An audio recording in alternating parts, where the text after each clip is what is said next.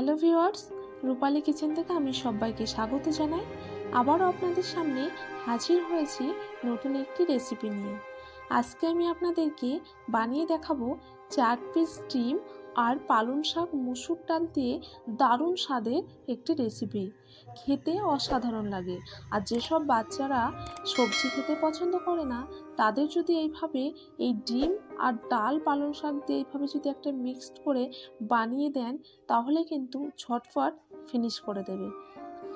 তাহলে চলুন আজকে এই দারুণ স্বাদের রেসিপিটি বানিয়ে নেওয়া যাক। এটা বানিয়ে নেওয়ার জন্য এখানে আমি পালং শাকটা একটু বড় সাইজ করে কেটে নিয়েছি। আর এখানে কিন্তু কচি পালং শাকটা ব্যবহার করতে হবে। আর এটা আমি আগে থেকে ধুয়ে রেখেছিলাম। আর এখানে আমি একটা ছোট সাইজের বেগুন কুচি করে কেটে নিয়েছি। আর এখানে 1 কাপ মসুর ডাল নিয়েছি, এটাও আগে থেকে ধুয়ে রেখেছিলাম। এটা বানিয়ে নেওয়ার জন্য মুসুর ডালটা ব্যবহার করবেন, অন্য কোনো ডাল ব্যবহার করলেও হবে। এখানে নিয়েছি 4 পিস ডিম। এবার আমি কড়াইয়ের মধ্যে পরিমাণ মতো জল দিয়ে মুসুর ডালটা সিদ্ধ করে নেব। আর এখানে 3 পিস কাঁচা লঙ্কা চেরা, 2 কোয়া রসুনের টুকরো নিয়ে এটা থেতো করে নিয়েছি। আর একটা ছোট সাইজের পেঁয়াজ কুচি নিয়ে নিয়েছি, এটাও দিয়ে দিলাম। এবার আমি পরিমাণ মতো লবণ দিয়ে দেব, দিয়ে এটা ভালো করে সিদ্ধ করে নেব। তো দেখতে পাচ্ছেন এটা ফুটতে শুরু করেছে। এবার আমি এই পর্যায়ের মধ্যে 1/2 চামচ হলুদের গুঁড়ো দিয়ে দিচ্ছি। হলুদটা কিন্তু বেশি দেবেন না, কালারটা বেশি কালারিং হয়ে গেলে এটা অতটা দেখতে ভালো লাগে না, খেতে ভালো লাগে না। জাস্ট একটু হালকা কালার আসার জন্য হলুদটা ব্যবহার করেছি। এবার আমি পালং শাকগুলো দিয়ে দেব, দিয়ে এটা একটু ফুটিয়ে নেব। বেশিক্ষণ ফোটানোর প্রয়োজন নেই, যেহেতু পালং শাক খুব তাড়াতাড়ি এটা ফুটে যায়।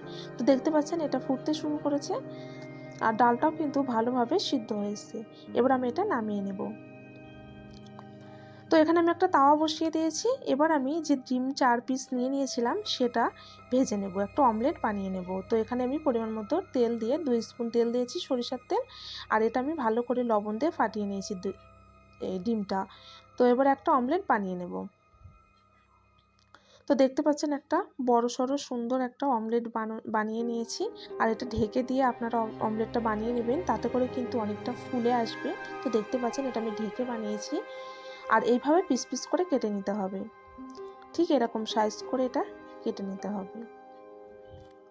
আর এটা হালকা করে ভেজে নেবেন, বেশি কালার করে ভাজার দরকার নেই। এবার আমি কড়াইয়ের মধ্যে দিয়ে দিয়েছি 3 স্পুন সরিষার তেল। এবার আমি বেগুনগুলো ভালো করে লাল লাল করে ভেজে নেব।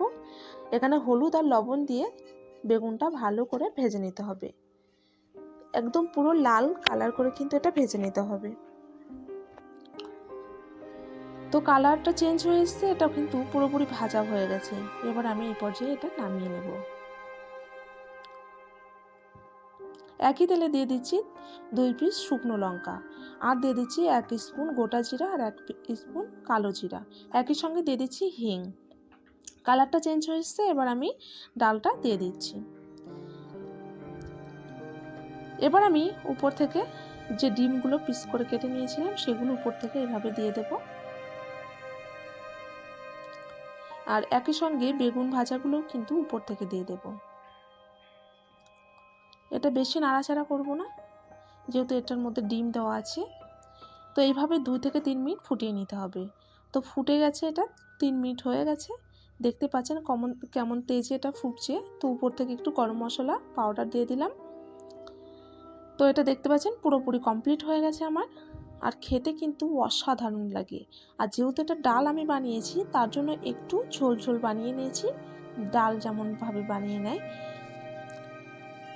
কতটা সুন্দর লাগছে আপনারা দেখেই বুঝতে পারছেন। আর এর মধ্যে যেহেতু পালং শাক, আবার তাতে ডিমটাও আছে, তো যারা সবজি খেতে যেসব বাচ্চারা পছন্দ করে না, তাদের কিন্তু এইভাবে যদি বানিয়ে দেন, তাহলে কিন্তু ফটাফট এইভাবে খেয়ে নেবে। আর যেহেতু এর মধ্যে ডিম দেওয়া আছে, টেস্টটাও অনেকটা বেড়ে যায়।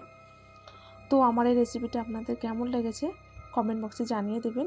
আর আপনারা কিন্তু অবশ্যই ঘরে এটা ট্রাই করবেন, খেতে কিন্তু অসাধারণ লাগে। আর আমার চ্যানেলটি না সাবস্ক্রাইব করা থাকলে প্লিজ সাবস্ক্রাইব করে দেবেন। আজকের মতো তাহলে বিদায় নিচ্ছি, দেখা হচ্ছে নতুন একটি রেসিপি নিয়ে। ততক্ষণ আমার ভিডিওগুলো দেখতে থাকুন। ধন্যবাদ।